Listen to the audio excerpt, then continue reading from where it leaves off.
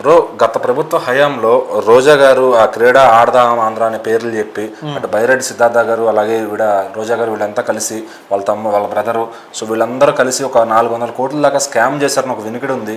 So దాని గురించే ఇప్పుడు మెల్లమెల్లగా సిబిఐ వాళ్ళు వీళ్ళంతా ఉచ్చు బిగుస్తుందని కూడా చెప్తున్నారు.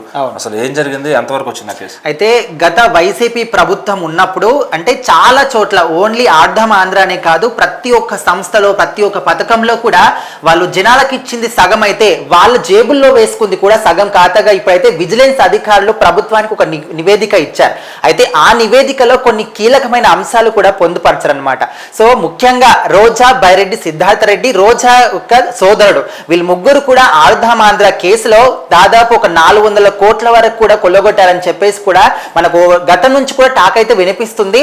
అండ్ ఇక్కడ కూటమి ప్రభుత్వం అధికారంలోకి వచ్చి కొత్త మంత్రులు కానీ వీళ్ళందరూ కూడా ఛార్జ్ చేపట్టే లోపే అక్కడ ఉన్నటువంటి డాటా మొత్తం కూడా వాళ్ళు డిలీట్ చేశారు అనే విధంగా కూడా ఈ యొక్క నివేదికలో విజిలెన్స్ అధికారులు పేర్కొన్నారు. ఒకవేళ వాళ్ళు ఎలాంటి అవినీతి కానీ పాల్పడకపోతే ఖచ్చితంగా అలాంటి ఆధారాలు ఏవి కూడా అదే విధంగా ఉంటాయి, డిలీట్ చేయకుండా ఉండరు. సో అదే విధంగా చూసుకుంటే రోజా కావచ్చు, అండ్ ఎప్పుడు మాట్లాడినా కూడా మీడియా ముందుకు వచ్చి మైక్ల ముందుకు వచ్చి అసెంబ్లీలో అయినా ఎక్కడికి వెళ్ళినా కూడా తన నోటికే మొక్కాలి అనే విధంగా ఒక ఫైర్ బ్రాండ్ గా పేరు తెచ్చుకున్న రోజా ఇలాంటి వాటిల్లో కూడా అంటే 100 కొద్ది కోట్లను కూడా కొల్లగొట్టింది అని చెప్పేసి కూడా ఇప్పుడైతే వినిపిస్తుంది. అంటే ఇప్పటి వరకు మాట మాత్రమే వినిపించింది, ఇప్పుడు ఆధారాలతో పాటుగా నిరూపితమైంది. ఇంకా వీళ్ళ సంగతి అంటే జైలుకు వెళ్ళక తప్పదు అని చెప్పేసి కూటమి అధికారులు అయితే చెప్తూ ఉన్నారు. అండ్ కూటమి ప్రభుత్వం వచ్చినప్పటి నుంచి కూడా వాళ్ళు ప్రతి ఒక్క పథకంలో కావచ్చు, ప్రతి ఒక్క హామీలో కావచ్చు ఎలాంటి అవకతవకలు జరిగాయి, వీళ్ళు చేసినటువంటి అన్ని పనులకు నిధులు వచ్చినటువంటి అన్ని నిధులను కూడా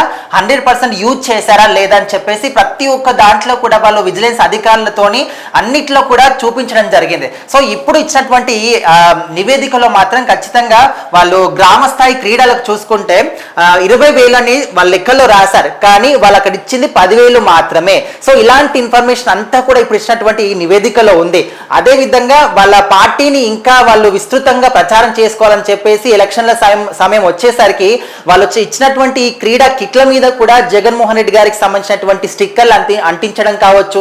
సో దీనికి కూడా ఇంకా అదనంగా ఖర్చులు అయ్యాయి, అదనంగా నిధులు కావాలి అని చెప్పేసి కూడా వాటిని కూడా వాళ్ళు ఈ లెక్కలో చూపించడం జరిగింది. సో ఒకవేళ మీ పార్టీ గురించి మీరు విస్తృతంగా ప్రచారం చేసుకోవాలనుకుంటే మీ సొంత డబ్బులు, పార్టీ డబ్బులు ఉపయోగించుకొని మాత్రమే చేయాలి.